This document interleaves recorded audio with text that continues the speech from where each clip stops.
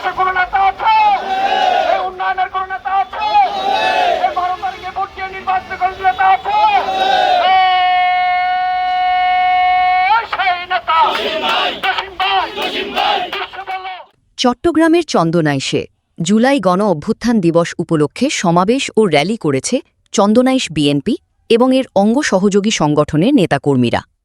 বুধবার 5 আগস্ট বিকালে চট্টগ্রাম 14 আসনের সংসদ সদস্য আলহাজ জসিমউদ্দিন আহমেদের নির্দেশনায় গাজবাড়িয়া পুরাতন কলেজ গেট চত্বর থেকে র্যালিটি শুরু হয়। র্যালিটি চট্টগ্রাম কক্সবাজার মহাসড়ক প্রদক্ষিণ করে গাজবাড়িয়া খানহাট এলাকায় গিয়ে শেষ হয়। পরে সেখানে একটি সংক্ষিপ্ত সমাবেশ অনুষ্ঠিত হয়।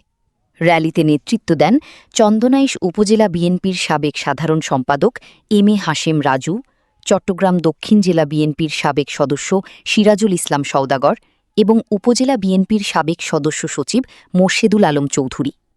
এতে উপজেলা বিএনপি, পৌর বিএনপি এবং দলটির অঙ্গ ও সহযোগী সংগঠনের নেতাকর্মীরা অংশ নেন। মানুষের পাশে দাঁড়িয়ে বন্যা ক্ষতিগ্রস্ত পানিবন্দী মানুষের